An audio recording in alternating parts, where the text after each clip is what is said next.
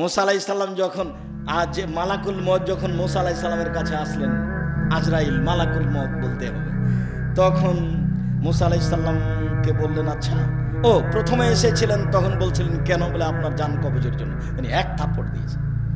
তখন মালাকুল মউতের একটা চোখ নষ্ট হয়ে গেছে, হাদিস কিন্তু বুখারী মুসলিম। তা আল্লাহ বললেন আচ্ছা ঠিক আছে, আপনি আবার যান। আবার এসে বলছেন যে আপনি একটা গাভীর গায়ের উপরে হাত রাখেন। রাখলাম। আপনার হাতের নিচে যত গাভীর লোম পড়েছে ততদিন বাঁচবেন। তারপর মরতে হবে। তারপর যদি মরতে হয় তাহলে আজকেই। আর যদি ভাইরাস মহামারী হয় আর মরণ হয় তাহলে তো কাজ হয়ে গেছে, এবারে নগদ জান্নাত। অন্তত দয়া তো আছে আল্লাহর, এইটাই বিশাল পাওয়া। দয়া বলছে, মুখ ঢেকে সালাত আদায় করতে হবে। কিভাবে কি হয়ে গেল বুঝলাম না। জোরে আমিন বলবে, চুপে বলবে না। শহীদ হলেও ফাঁসি হলেও ফাঁসির মঞ্চে উঠে গেছে, জোরে আমিন বলেছে। কত প্রমাণ নেবেন আপনি? 190 বছর তাদের যুগ, ইংরেজদের যুগ। নিচে হাত বাঁধবে না, উপরে বাঁধবে। ফাঁসি হলে কি হবে? হয়ে গেছে ফাঁসি। উপরে হাত বাঁধবে, এইভাবে দুনিয়া থেকে চলে গেছেন। আর আপনি এত তাড়াতাড়ি, শুলিও হলো না কারো, ফাঁসিও হলো না কারো। আপনি কখন কখন পরিবর্তন হয়ে গেলেন বুঝলাম না। সকালে মুমিন, বিকালে কাফের, বিকালে কাফের, সকালে বিকালে মুমিন, সকালে কাফের। রাসূল সাল্লাল্লাহু আলাইহি ওয়াসাল্লাম এসব বাক্য বললেন, বুঝলাম না কিভাবে আপনার এমনটা ঘটে গেল। মনে রাখবেন, রাসূল সাল্লাল্লাহু আলাইহি ওয়াসাল্লাম শরীয়তের বিবরণে সালাতে দাঁড়াতে হবে প্রাচীরের মতো, এই বিষয়ে যত বলেছেন, আর কোন বিষয়ে এত কঠোরভাবে বলেছেন তা আমার জানা নেই। 23 বছর জীবনে কোনো একদিন, কোনো এক অক্ত এইসব না বলে সালাত আরম্ভ করেছেন, তার প্রমাণ নেই। কি বলেছেন? কাতার সোজা করুন, প্রাচীরের মতো হয়ে দাঁড়ান, আগে পিছে হবেন না, নইলে অন্তর পরিবর্তন হয়ে যাবে। ওই যে আমি দেখছি 2 জনের ফাঁকা দিয়ে শয়তান প্রবেশ করছে ছাগলের বাচ্চার মতো। কাতার সোজা করুন, প্রাচীরের মতো হয়ে দাঁড়ান। যে ফাঁকা বন্ধ করবে আল্লাহ তার জন্য জান্নাতে ঘর বানাবেন। এরকম কথাগুলি না বলে জীবনে কোনোদিন এক ওয়াক্ত সালাত আদায় করেছেন, এটা যদি কোনোদিন প্রমাণ হয়ে যায়, আমি আব্দুর রাজ্জাক বিন ইউসুফ সেদিন থেকে আর কোনোদিন বক্তব্য দেব না। বহু অংশে বলেছি আমি জাতির সামনে কথা বলবো না, তার মধ্যে এই অংশ থাকলো। যেমন বলেছি সাদ্দাত জান্নাত তৈরি করেছিল, এটা প্রমাণ হয়ে গেলে জাতির সামনে কথা বলবো না।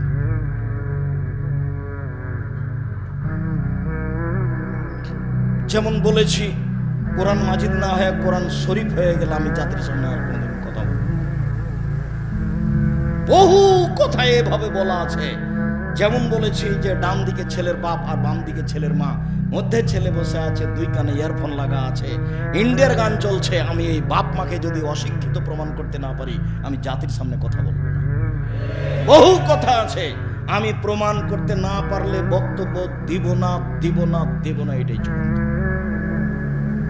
আমি তাকে আগে অশিক্ষিত প্রমাণ করব, তারপরে বক্তব্য। ঠিক এ কথাও বলছি, কোনদিন যদি প্রমাণ হয়ে যায় রাসূল সাল্লাল্লাহু আলাইহি সাল্লাম একদিন এক ওয়াক্ত কাতার সোজা করুন, প্রাচীরের মতো হয়ে দাঁড়ান, ফাঁকা বন্ধ করুন, এইসব কথাগুলি না বলে সালাত শুরু করেছেন, এটা প্রমাণ হয়ে গেলে আমি আর কোনোদিন জাতির সামনে কথা বলবো না। এর উপরে আপনি বললেন ফাঁকা হওয়া যায়, কেনই বা বললেন প্রাচীরের মতো হয়ে দাঁড়াবো, মরণ হবে হোক। আরে 2 দিন পরে তো মরতেই হবে, না আজই হোক, তাতে কি আছে? বাঁচার তো একদিন শেষ সীমা আছে নাকি? না শেষ থাকা যাবে একবারে কিয়ামত পর্যন্ত? আরে কিয়ামত পর্যন্ত হলেও তো একদিন মরণ হলো। কিয়ামত পর্যন্ত যদি আমি বাঁচি, তারপরে তো একদিন কি হলো? মরণ হলো। ইবলিস সময় চেয়ে নিয়েছে আদম সন্তানকে ফাঁকি দিবে, সেই জন্য জীবন বাজি রেখে আদমকে ফাঁকি দিবেই, আদমের ছেলে মেয়েকে জাহান্নামে নিয়ে যাবে। এ কথা আল্লাহর সামনে ওয়াদা করেছে ইবলিস। দেখুন আমি আদমের ছেলে মেয়েকে জাহান্নামে কিভাবে নিয়ে যেতে হয় আমি দেখে ছেড়ে দিব। আমি একাই জাহান্নামে যাব, ওদেরকে নিয়েই যাব, আমি ওদেরকে নিয়েই যাব, ওদেরকে আমি নিয়েই যাব। আপনি আমাকে কিয়ামত পর্যন্ত বাঁচার সুযোগ দেন। আল্লাহ বললেন ঠিক আছে দিলাম, তবে তুমি আমার একনিষ্ঠ খালেস বান্দাকে পারবা না। তবে সেটা তো খুব কঠিন, সেটা তো খুব কঠিন। সব সময় ভালোটাকে খারাপ করে দেখায় আর খারাপটাকে ভালো করে দেখায়, এটাই তার কাজ। সব সময় খারাপটাকে ভালো করে দেখায়, এটা তার কাজ। জীবনের শয়তানের কাজ, যখনই আপনি একটা কোনো খারাপ কাজ করতে যাবেন যে তাকে ঠেকা দিয়ে হবে, করা দরকার, আর যা হবে হবে, এটা করো না, অথচ খারাপ, তখন মনে করতে হবে এটা আমাকে শয়তান করাচ্ছে। সম্মানিত মসজিদের মুসল্লি, বলছিলাম করোনা ভাইরাসকে লক্ষ্য করে তাহলে 2 রাকাত সালাত আদায় করে আল্লাহর কাছে সাহায্য চাইতে হবে। এই 2 রাকাত সালাতের জরুরি অংশের কয়েকটি কথা, কেন আপনি এইভাবে মুখ ঢেকে নিজেকে জীবাণু থেকে বাঁচাতে চাচ্ছেন। আমি কিন্তু মাস্ক পরা যাবে না এই কথা বলিনি, মাস্ক আপনি সবসময় পরে থাকেন জীবাণুর জন্য, কিন্তু করোনাকে ঠেকানোর জন্য মাস্ক পরবেন তাহলে তো শিরক হয়ে যাবে। আর জীবাণুর জন্য যদি আপনি মাস্ক পরেন তাহলে রাসূল সাল্লাল্লাহু আলাইহি ওয়াসাল্লামের পদ্ধতিতে পরেন, তাহলে আপনার জন্য সহজ হবে। ব্যাংকে ঢুকছি তো আমাকে বলছে যে থামেন থামেন থামেন, আপনার হাতে ওই যে কিছু লাগিয়ে দিই। না না, থামেন একটু, থামেন না। তা আমি জোর করে চলে যাচ্ছি, ভিতর দিকে চলে গেলাম। তো বলছে তুমি চিনো এনে আব্দুর রাজ্জাক বিন ইউসুফ, তোমার কথার কোনো হিসাব করে। তো ব্যাংকের ম্যানেজারের ঘরে ঢুকে দেখছি সামনে চেয়ারগুলো নেই। বলে ভাই চেয়ার কি হয়েছে? বলে এই তো সমস্যা, বুঝতে পারছেন। কয়েকদিন পরে দেখছি ব্যাংক ছুটি দিয়ে দিয়েছে, কেন সবাই কি করোনা ধরেছে। বলে চেয়ারের কি হলো? সম্মানিত দিনী ভাই বোন, যেটা আমি বলতে চাচ্ছি, রাসূল সাল্লাল্লাহু আলাইহি ওয়াসাল্লামের পদ্ধতিতে পবিত্রতা অবলম্বন করেন, সহজ হবে। তার 2-3টে কথা এখানে বলে রাখছি। এই নিয়ে 8 মাস যাবত আলোচনা চলছে পবিত্রতা নিয়ে।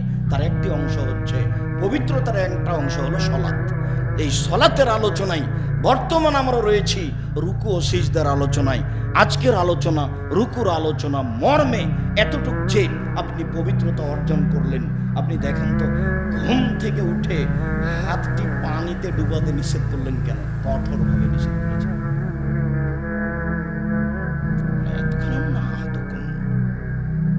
অবশ্যই তোমাদের কোনো ব্যক্তি যেন ঘুম থেকে উঠে হাত পানিতে না ডুবায়, ভালো করে হাত ধোয়ার পূর্ব পর্যন্ত।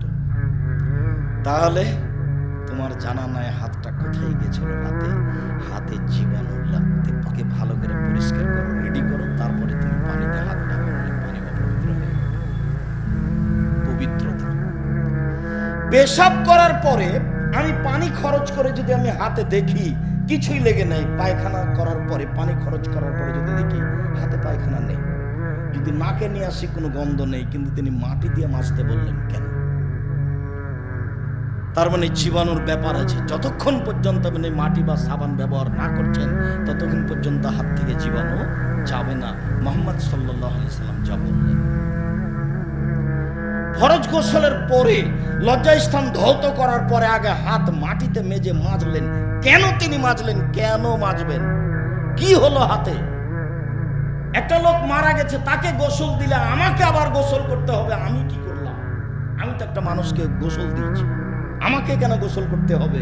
তাহলে ব্যাপার জীবাণুর কিছু আছে, তাই তিনি আমাকে পবিত্রতার জন্য গোসল করতে বললেন। কেন আমাকে এভাবে হাত মাজতে বললেন? কেন কুকুরে যদি পাতিলে মুখ দেয় তাহলে 7 বার ধুইতে হবে কেন? একবার কেন মাটিতে ধুইতে হবে? অবাক কথা, কেন আমাকে ধুইতে হবে এতবার? এরপরেও আমাকে প্রথমে অজু করলে কোনোই পর্যন্ত হাত ধুইতে হয়, একটু কবজি পর্যন্ত হাত ধুইতে হয়, একটু পরে তো কোনোই পর্যন্ত ধোয়াই লাগবে, একটু পরে কোনোই পর্যন্ত ধোয়া লাগবে না? তো কবজি পর্যন্ত আগে ধুইতে হচ্ছে কেন? ধর্ম কি পাগল হয়ে গেছে? বুঝাতে পারিনি। একটু পরে কোণে পর্যন্ত ধোব না, তখন কবজির এটা ধোয়া পড়বে না?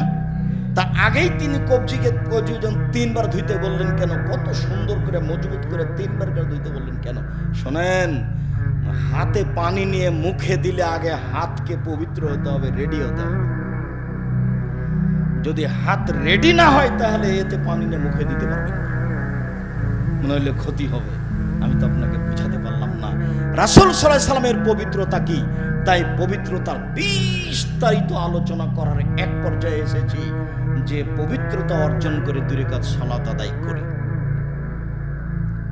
তাই 2 রাকাত সালাতের একটি অংশ আল্লাহ আমাদেরকে রাসূল সাল্লাল্লাহু আলাইহি সাল্লামের পবিত্রতা বুঝে বিপদকে সামনে রেখে 2 রাকাত সালাত আদায় করে বিপদ থেকে বাঁচার তৌফিক দান করুক আল্লাহ। দান খায়রাত করে তাসবিহ তাহলিল জিকির আজকার করে আল্লাহ আমাদেরকে বিপদ থেকে রক্ষা করুক আল্লাহুম্মা আমিন। আল্লাহুম্মা সাল্লি আলাইহি আল্লাহুম্মা বারিক।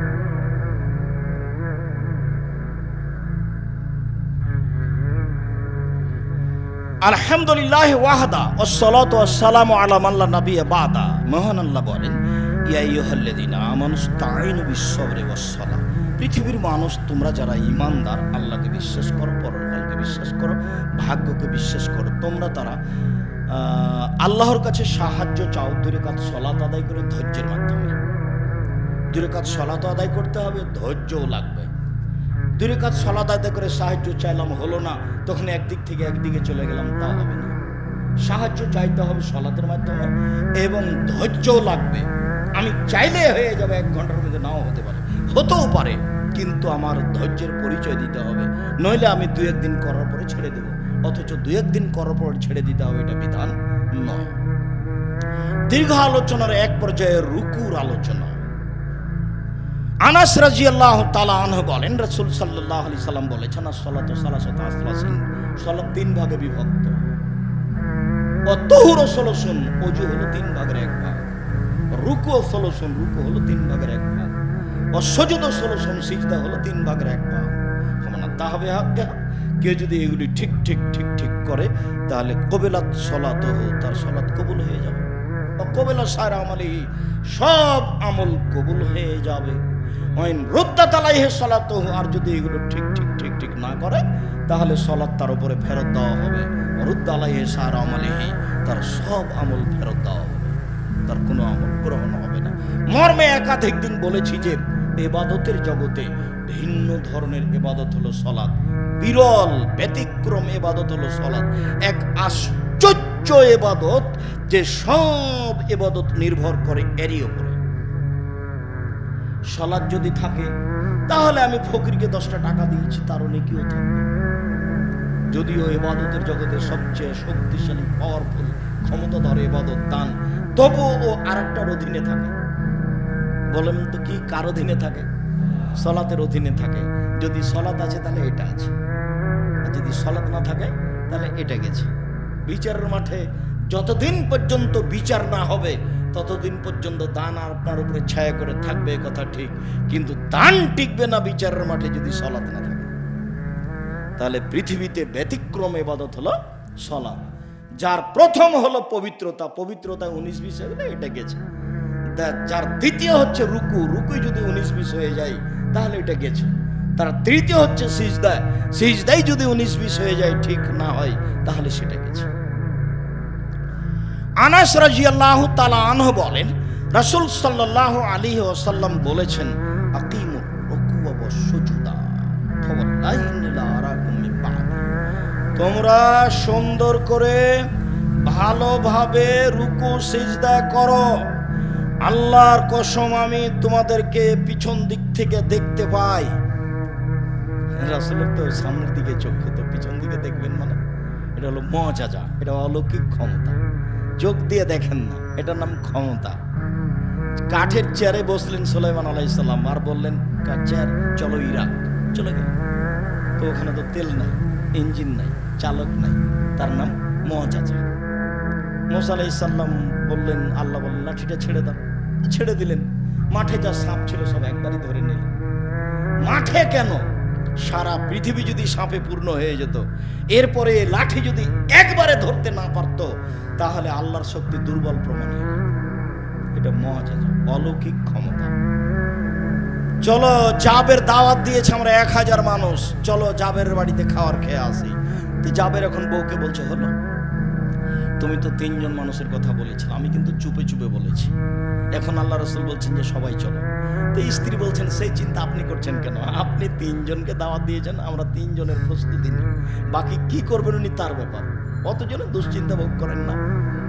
তো খানা পানি রেডি করলেন, বলে এইভাবে রেডি, আচ্ছা ঠিক আছে, এই তোমরা আসো আর খেতে থাকো, আসো আর খেতে থাকো। খাওয়া যখন শেষ হয়ে গেল 1000 মানুষের, তখন দেখা গেলো খাদ্য পানি যা ছিল তাই থাকলো, বরং কিছু বেশি থাকলো। তার নাম অলৌকিক ক্ষমতা, মুআজিজা। রাসূল সাল্লাল্লাহু আলাইহি ওয়াসাল্লাম বললেন, রুকু সিজদা সুন্দরভাবে আদায় করো, আল্লাহর কসম পিছনে তোমরা কি করছো আমি দেখতে পাচ্ছি। বারা ইবনে আযিব রাদিয়াল্লাহু তাআলা আনহু বলেন, কানা রুকু নবী সাল্লাল্লাহু আলাইহি সাল্লাম ও সুজুদুহু, রাসূলের রুকু এবং সিজদা ছিল, অবায়না সাজদাতাইনে, আর দুই সিজদার মাঝের সময় ছিল, ওয়া রাফা মিনার রুকু, রুকু থেকে উঠে দাঁড়িয়ে থাকার সময় ছিল, মাকালাল কিয়াম ওয়াল কউদে, আত্তাহিয়াতুর বৈঠক ব্যতীত আর দাঁড়িয়ে থাকার বৈঠক ব্যতীত, কারিবান মিনাস সাওয়া, প্রায় সমান সমান। হাদিস বুখারী মুসলিম। বুঝাতে পারিনি, আবার বলি। রাসূল সাল্লাল্লাহু আলাইহি সাল্লাম রুকু থেকে উঠে দাঁড়িয়ে থাকতেন যেই পরিমাণ, দুই সিজদার মাঝে সিজদা থেকে উঠে বসে থাকতেন সেই পরিমাণ। ওয়া রাফা মিনার রুকুয়ে, সিজদায় থাকতেন সেই পরিমাণ, রুকু থেকে উঠে থাকতেন সেই পরিমাণ, দুই সিজদার মাঝে থাকতেন সেই পরিমাণ। প্রায় এগুলি সমান সমান, প্রায় এগুলি সমান সমান, প্রায় এগুলি সমান সমান। তবে যখন দাঁড়িয়ে থাকতেন সলাতে তখন অনেক লম্বা। তবে আত্তাহিয়াতুর বৈঠক ছিল অনেক লম্বা। সালাম ফেরার পূর্বে কত কি দোয়া পড়ছেন, রব্বির হামহুমা কামা রাব্বায়ানি সাগীরা তো আছেই। তাহলে সিজদার সময়, সিজদা থেকে উঠে বসে থাকার সময়, তাহলে রুকু থেকে উঠে দাঁড়িয়ে থাকার সময় প্রায় সমান সমান। রুকু সিজদা। আনাস রাদিয়াল্লাহু তাআলা আনহু বলেন, কানা রুকু নবী সাল্লাল্লাহু আলাইহি সাল্লাম ইজা রাফা মিনার রুকুয়ে কামা, আল্লাহ রাসূল যখন রুকু থেকে উঠতেন, অন্য বর্ণনায় এসেছে ওয়াইজা কালা রাসূলুল্লাহ সাল্লাল্লাহু আলাইহি ওয়াসাল্লাম সামি আল্লাহু লিমান হামিদা রব্বানা লাকাল হামদ, যখন আল্লাহ রাসূল বলতেন সামি আল্লাহু লিমান হামিদা রব্বানা লাকাল হামদ, আল্লাহ ও লোকের প্রশংসা শুনলো যে তার প্রশংসা শুনলো, এই বলে আল্লাহ রাসূল দাঁড়িয়ে আছেন।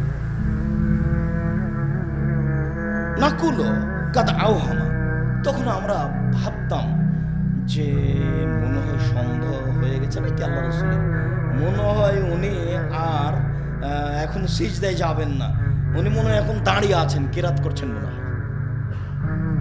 আচ্ছা, রুকু থেকে উঠেছেন কিন্তু সিজদায় যাচ্ছেন না কেন?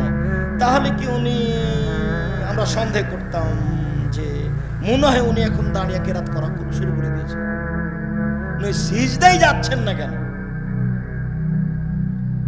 ওয়াইজা কামা মিনাস সাজদাতাইনে আও ইয়াসজুদু সুম্মা ইয়াকুদু বাইনা সাজদাতাইনে, এরপর সিজদা থেকে উঠে বসে আছেন, আবার সিজদায় যাবেন। তো কাদ নাকুল কাদ নাও, আমরা মনে করতাম, সন্দেহ করতাম যে মনে হয় উনি আর সিজদায় যাবেন না। একবার তো সিজদা থেকে এসেছেন, আর যাচ্ছেন না কেন? তাহলে মনে হয় উনি আর সিজদায় যাবেন না। হাদিস সব বুখারী মুসলিম। এবার আপনি বুঝেন দুই সিজদার মাঝের ব্যবধানটা কেমন। ঢাকা শহরের হাজারো মসজিদ, হাজারো মসজিদ নয়, ঢাকা শহরের 1999টা মসজিদের মুসল্লিরা সিজদাতে গিয়ে উঠে যায়।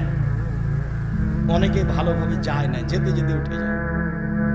আর হাদিস বুখারী মুসলিম, সাহাবী বলছেন যে সিজদায় উঠে বসে আছেন, তখন আমরা মনে করছি মনে হয় আর তিনি সিজদায় যাবেন না, কই যাচ্ছেন না যে রুকু থেকে উঠে দাঁড়িয়ে আছেন, তখন আমরা মনে করছি মনে হয় তিনি আর সিজদায় যাবেন না, কই যাচ্ছেন না, দাঁড়িয়ে আছেন। আপনি বুঝেন তো, কি বুঝলেন এতে? হাদিস বুখারী মুসলিম। আমি যদি ভালো করে বুঝাতে না পারি আমি অক্ষম। হাদিস তো বুখারী মুসলিম, রাসূল ঠিকই বলেছেন, কিন্তু জাতিকে বুঝাতে পারলাম না, তাই জাতি সিজদা থেকে উঠে আবার যাচ্ছে আর বলছে যে রাসূলের সুন্নাত। কোথায় রাসূলের সালাত বিদায় নিয়েছে তার কোনো হিসাব নেই।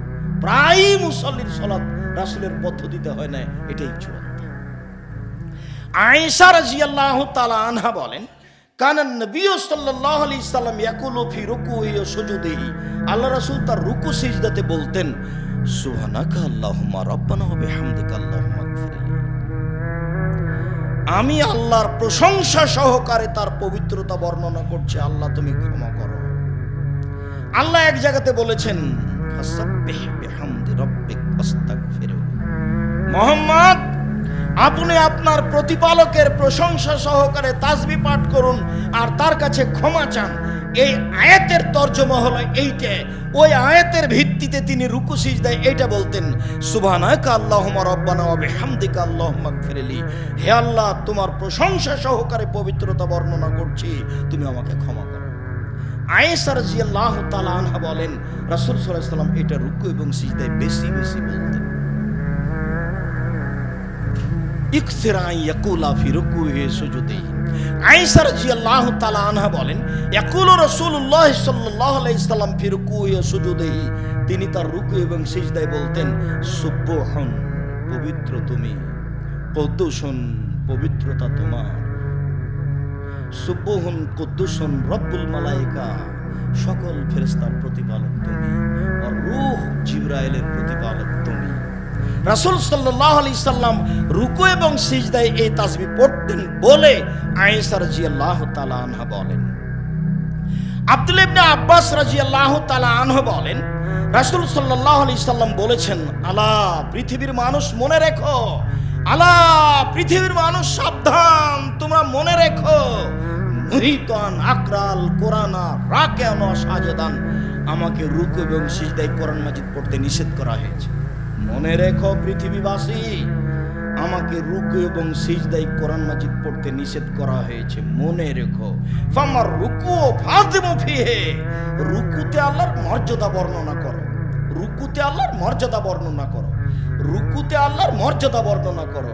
ওয়াম্মা সুজুদ, তবে সিজদা, তবে সিজদা, সিজদায় ফাকসির দোয়া, খুব বেশি বেশি দোয়া করো, সিজদায় খুব বেশি বেশি দোয়া করো।